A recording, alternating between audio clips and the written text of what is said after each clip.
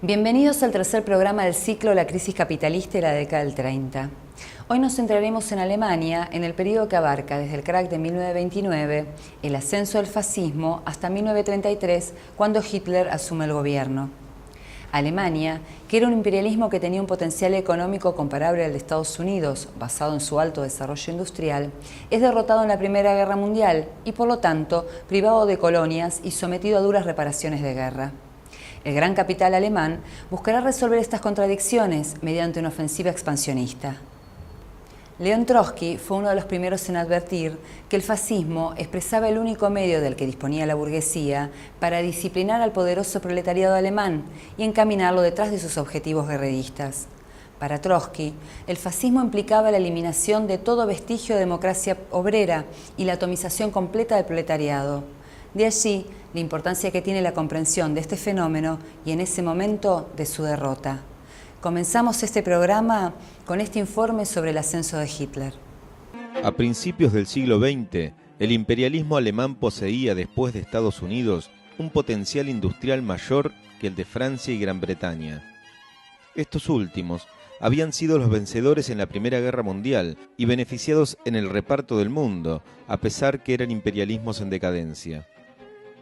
Esta contradicción entre la inferioridad económica de Gran Bretaña y Francia y su predominio internacional, en detrimento de Estados Unidos y Alemania, fue aumentando luego de la guerra. El triunfo de la Revolución Rusa y su propagación hacia Alemania y Europa instaló un manto de temor entre los vencedores que hicieron impensable el desarme militar de Alemania. Sin embargo, la Revolución Alemana de 1918 es derrotada gracias al rol de la socialdemocracia. Alemania sin colonias y sometida a duras reparaciones de guerra mediante el Tratado de Versalles, empezó a engendrar el nacionalsocialismo. El partido nazi nace en 1920. Su programa abogaba por un Estado nacional fuerte, el rechazo de Versalles, con un discurso expansionista y antisemita. Pero no fue hasta después del crack económico de 1929, con el desbarranque de la economía alemana, que el nazismo adquirió peso de masas. La crisis económica provocó la ruina de la clase media y millones de desocupados con un índice que ascendería a más del 40%. Las elecciones parlamentarias alemanas de septiembre de 1930 expresaron los profundos cambios en el ánimo de las masas y el abrupto crecimiento electoral del fascismo, basado en el apoyo fundamentalmente de las clases medias, que salió segundo detrás de la socialdemocracia. No obstante, la socialdemocracia alemana, con décadas de tradición, puestos en el Parlamento y la dirección de las organizaciones sindicales alemanas, cuya central reunía 5 millones de miembros, llamó, para enfrentar al fascismo, a confiar en el Estado burgués, su policía y los gobiernos de turno, que fueron adquiriendo rasgos más represivos, paralizando la intervención de la poderosa clase obrera alemana. El Partido Comunista Alemán, que era una minoría importante en el movimiento obrero, dirigía una central con 150.000 miembros, se negó a llamar a la unidad a la socialdemocracia para enfrentar al fascismo y conformar un frente único obrero. Guiado por la orientación ultraizquierdista, conocida como el Tercer Período, el estalinismo argumentaba que la socialdemocracia representaba los intereses de la burguesía, al igual que el fascismo, y por tanto era socialfascista. En las elecciones parlamentarias de marzo de 1933, Hitler ya había sido designado canciller. El partido nazi ganó abrumadoramente. El triunfo de Hitler fue conseguido prácticamente sin encontrar resistencia por parte del proletariado alemán. El imperialismo alemán iniciará la reconstrucción económica para una política agresiva de expansión. En 1932, León Trotsky decía: el fascismo no es solamente un sistema de represión, violencia y terror policíaco. El fascismo es un sistema particular de Estado, basado en la extirpación de todos los elementos de la democracia proletaria en la sociedad burguesa. La tarea del fascismo no es solamente destruir a la vanguardia comunista, sino también mantener a toda la clase en una situación de atomización forzada. El análisis que realizó Trotsky sobre la génesis y función del fascismo es considerado uno de sus mayores aportes. Sus escritos advierten sobre el peligro que constituye para el proletariado alemán y el proletariado de todo el mundo el triunfo del fascismo y plantean la política para impedirlo. Trotsky se ubica en una tradición del marxismo clásico que analiza muy profundamente las formas de Estado, regímenes y fenómenos políticos, buscando sus raíces de clase, sus métodos, su mecánica, y es desde este ángulo metodológico que aborda el problema del surgimiento del fascismo. Por contraposición, el estalinismo, que en este periodo está embarcado en una serie de zigzags que son conocidos como el tercer periodo justamente, se muestra completamente incapaz no solo de analizar correctamente el fenómeno del fascismo, sino de sacar las lecciones políticas y proponer una línea para derrotarlo a la clase obrera. Por oposición al estalinismo, que ponía un signo igual en este momento entre democracia y fascismo, Trotsky distingue rigurosamente entre los dos, partiendo de que ambas son formas de dominación del capital financiero más concentrado.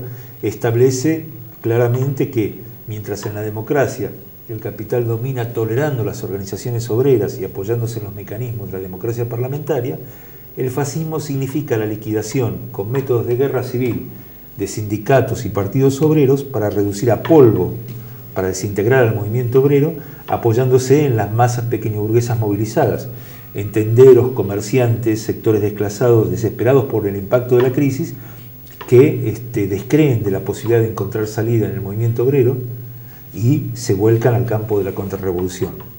Para Trotsky, el fascismo era entonces la forma extrema de contrarrevolución en la época imperialista. Y este aspecto, el de los métodos de guerra civil que Hitler y sus partidarios aplicarían contra el movimiento obrero, era definitorio, lo cual no niega que fuera un partido al servicio del gran capital.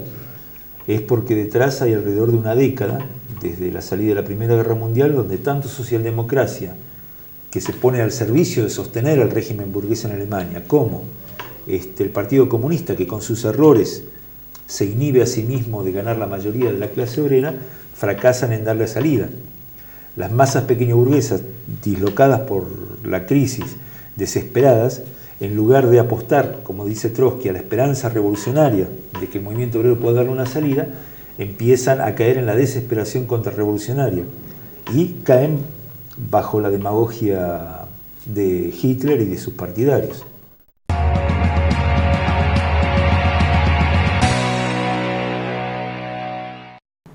El análisis que realiza Trotsky a raíz del ascenso del fascismo demuestra la falsa antinomia que comúnmente se establece entre democracia burguesa y fascismo, otro de los paradigmas que se impusieron en el siglo XX y que en estos años esta posición va a ser planteada por la socialdemocracia.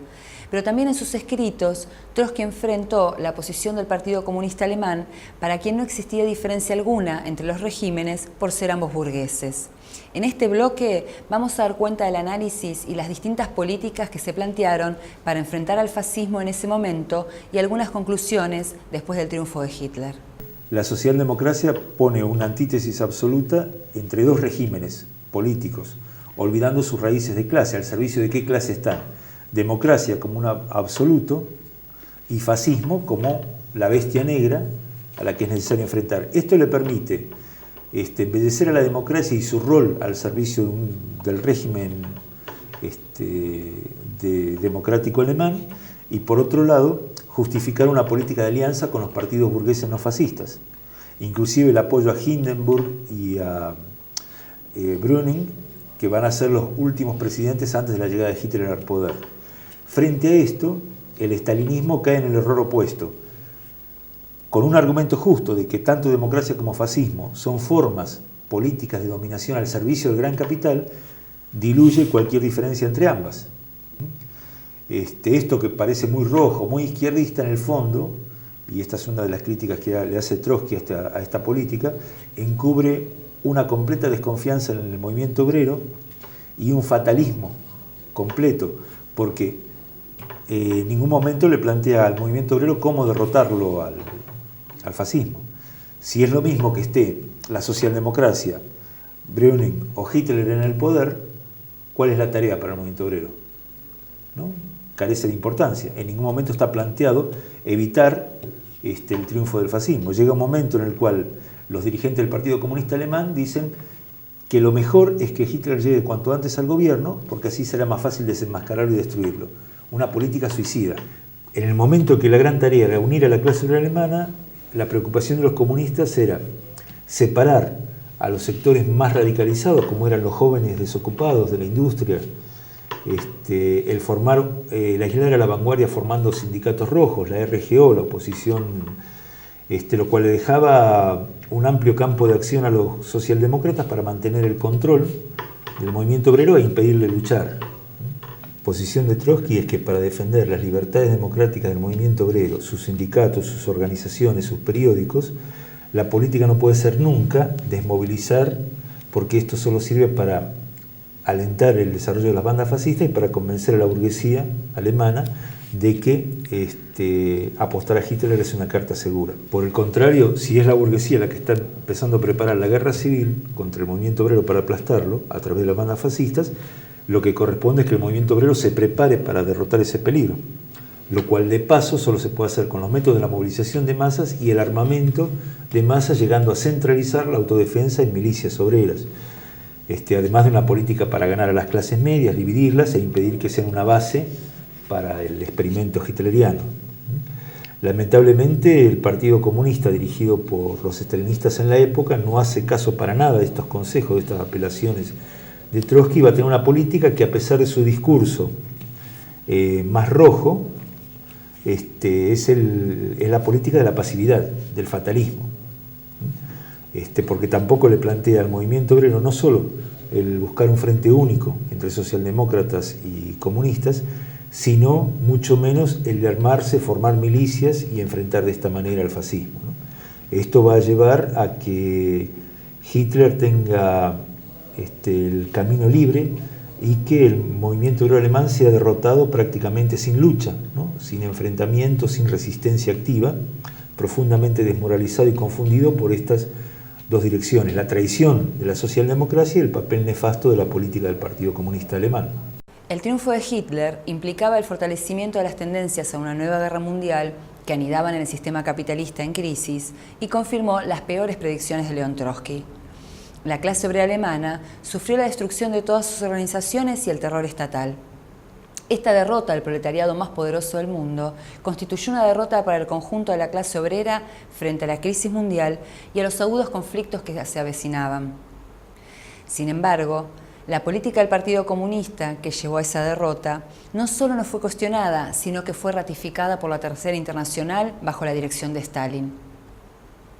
Hasta ese momento, los trotskistas pugnaban por una reforma de la Tercera Internacional, o Internacional Comunista, como comúnmente se la llamaba, disputando su dirección como una fracción de la misma.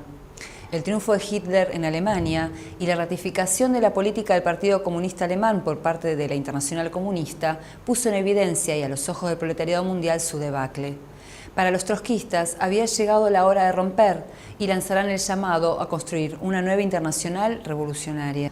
Los invito a ver un fragmento de la película Exilio sobre los trotskistas en Alemania, que incluye entrevistas a importantes dirigentes sin personalidades trotskistas como Pierre Naville, Gerard Rosenthal, quien era el abogado de Trotsky en Francia, el historiador Pierre Brouet y el propio Trotsky.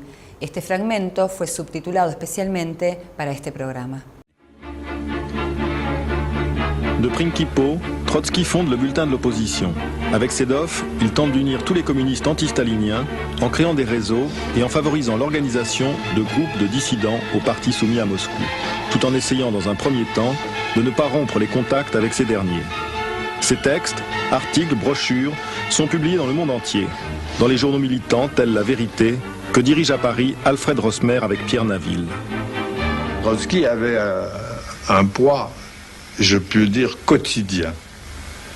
D'abord parce qu'il intervenait personnellement en écrivant beaucoup aux uns ou aux autres, et surtout parce qu'il surveillait étroitement ce que nous écrivions et ce que nous faisions. Et lorsqu'il n'était pas d'accord, quelquefois sur des détails, n'est-ce pas, il ne se gênait pas pour le dire. Il se plaignait constamment de la façon matérielle dont nous produisions nos journaux nos revues et nos tracts, n'est-ce pas? C'est bourré de coquilles, de fautes d'orthographe, c'est plein d'erreurs, etc. C'est scandaleux, c'est incroyable que vous n'arriviez pas à trouver des camarades typographes qui pourront assurer que ça soit proprement fait, etc. Il avait raison en un sens. Mais nous, en dépit de beaucoup d'efforts et d'un sacrifice permanent, nous n'y arrivions pas toujours, bien sûr, très correctement.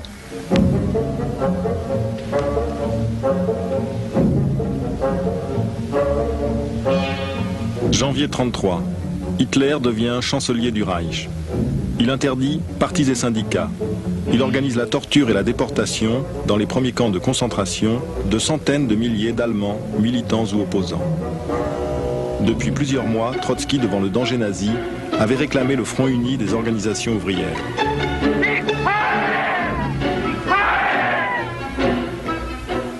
Les communistes, que ce soit à Moscou ou que ce soit à Paris, avaient le front de nous appeler les hitléro-trotskistes.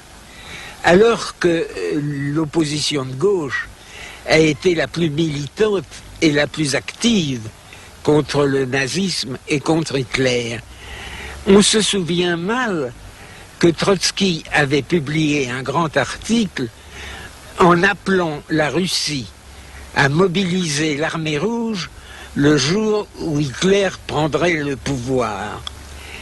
À l'époque, la politique officielle et fatale de l'Internationale était la politique de la troisième période, c'est-à-dire que la social-démocratie était l'ennemi principal. Les journaux communistes déclarait que même les enfants communistes devaient matraquer les enfants socialistes qui étaient des petits Zorgibel. Zorgibel était le nom d'un préfet de police socialiste particulièrement haï des communistes.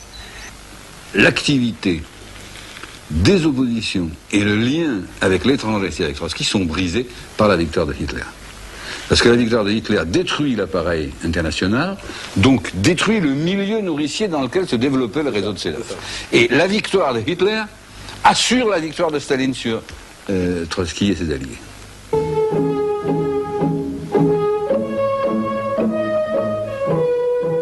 Dans la rue, les communistes allemands se sont lancés à l'assaut des forces socialistes, avec parfois l'appoint des groupes nazis.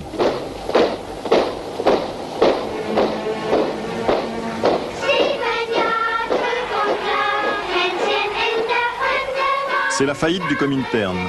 Trotsky, renonçant à la politique de réforme, considère alors qu'il est nécessaire de bâtir à nouveau des partis communistes et une nouvelle internationale communiste.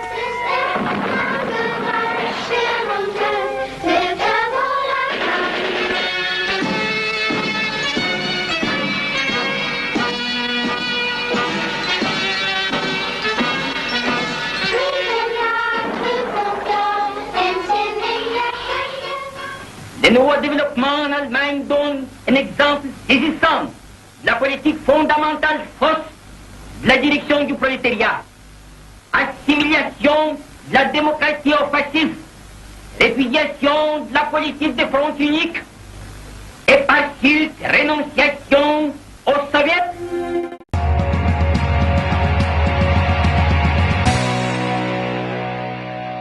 Estamos nuevamente en nuestra sección de archivo de biblioteca. En nuestra página web www.ci.org.ar pueden encontrar y acceder a su sección de clásicos de León Trotsky. En la misma pueden acceder a los libros más conocidos de Trotsky que están digitalizados por completo. Esta sección se logró gracias a la colaboración conjunta de varias instituciones, entre las que se encuentra el CEIP. Allí pueden bajar la lucha contra el fascismo en Alemania, que abarca los escritos de Trotsky desde julio de 1930 hasta julio de 1933, es decir, antecedentes y ascenso del nazismo. Estos escritos de Trotsky permiten analizar con profundidad este fenómeno. Así también permiten ver la lucha de los trotskistas contra el mismo y ver la relación de este fenómeno con otros conceptos muy importantes como la relación entre fascismo y bonapartismo, fascismo y democracia, entre otros. Queremos presentar un segundo libro, que es el libro Guerra y Revolución, una interpretación alternativa de la Segunda Guerra Mundial. El libro ha sido editado en el año 2004 por el CEIP y ha sido compilado por Gabriela Liz, Andrea Robles y Pedro Bonanno. Este libro está basado en los escritos de León Trotsky y de los principales dirigentes trotskistas, entre ellos James Cannon, Rudolf Clement y Liborio Justo, entre otros. El libro comienza con un artículo de Trotsky que es el nacionalsocialismo, donde marca los elementos centrales del fascismo, desmitifica las ideas fantásticas sobre su líder y muestra cómo el ascenso de Hitler empezaba a marcar las tendencias de la burguesía imperialista hacia una nueva guerra. Recorriendo los escritos del libro, que van desde 1933 hasta 1942, podemos comprender uno de los aportes más importantes que hizo Trotsky durante la década del 30, que fue mostrar el verdadero carácter imperialista de la guerra y mostrar la dialéctica que existía entre guerra y revolución. Y aunque este tema no lo abordaremos de lleno en este ciclo, sin embargo, como muestra el libro, Trotsky y los trotskistas intentarán durante toda la década mostrar cómo cada derrota de las tendencias revolucionarias, y Alemania en un ejemplo de esto, no hacía más que fortalecer la predisposición imperialista hacia una salida armada. Y donde realmente pude estudiarlo más a fondo, aunque esto parezca paradojal, es otra de las paradojas de mi relación con Trotsky, fue cuando fui a hacer mi doctorado en la Universidad de Harvard. Porque en Harvard, digamos, hay una biblioteca absolutamente extraordinaria para el estudio del pensamiento marxista y sobre todo trotskista. Ellos, como sabes, compraron la biblioteca de Trotsky y hicieron un contrato mediante el cual durante 50 años esos textos no iban a ser abiertos al público, cosa que nos impidió a muchos de los que estábamos ahí, que queríamos estudiar, ver los textos originales. Creo que además muchos de ellos eran rusos, entonces no era tan fácil. Yo no hablaba ruso, ni lo hablo ahora, pero había textos sí en inglés y en otras lenguas, pero fueron tajantes, no hubo la menor posibilidad, y eso que con un grupo de jóvenes y algunos profesores que eran de izquierda, gente bastante de izquierda, queríamos que nos dieran la autorización, aunque sea provisoria, y fueron tajantes, que tenemos un acuerdo con la familia, se firmó ese contrato, a los 50 años los vamos a exponer, y efectivamente construyeron un ala especial de la biblioteca, para albergar los textos de Trotsky. Entonces, bueno, pese a eso, pero había muchas otras cosas. Por ejemplo, una recopilación extraordinaria sobre los textos de Trotsky en relación al ascenso de Hitler en Alemania, que prácticamente los devoré y que me permitieron entender o calibrar en toda su magnitud lo que fue, digamos, esa enorme capacidad de Trotsky para analizar un fenómeno como ese, que a mi juicio, junto con Gramsci, fueron los dos únicos marxistas que lograron hacer un análisis correcto del fenómeno del fascismo en Italia y en Alemania, ¿no es cierto? Ahí donde muchos patinaron y se fueron, no llegaron a ver exactamente lo que estaba pasando. Tanto Trotsky para el caso alemán como Gramsci para el caso italiano tuvieron una percepción absolutamente extraordinaria y rica y con mucho nivel de elaboración y de detalle sobre lo que significó realmente el fascismo. En el caso de Trotsky, inclusive llegando a extremos que no lo encuentro en Gramsci, porque él hace toda una elaboración sobre la psicología social de la pequeña burguesía alemana, que te digo que todavía hoy leyéndola, un texto es escrito a mediados de los 30, un texto que tiene largo 70, casi 80 años, y vos lo lees todavía hoy, te quedás asombrado, digamos, de la perspicacia y de la sutileza de ese análisis acerca de cómo ese sector social, esa pequeña burguesía, reaccionó ante lo que veían como la amenaza comunista y la salvación de la mano del Führer. Ese texto de Trotsky es un texto notable y sigue siendo muy poco conocido en lengua española.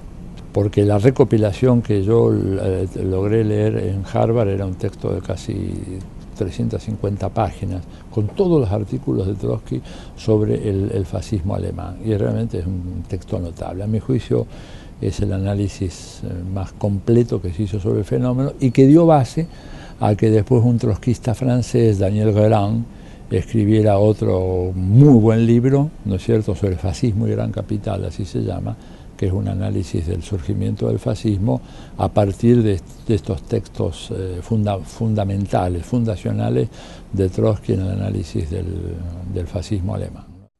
Latinoamérica frente al impacto de la crisis mundial y las disputas imperialistas será el tema de nuestro próximo programa, junto al análisis de León Trotsky sobre los nacionalismos burgueses y la realidad latinoamericana. Los esperamos y hasta la próxima.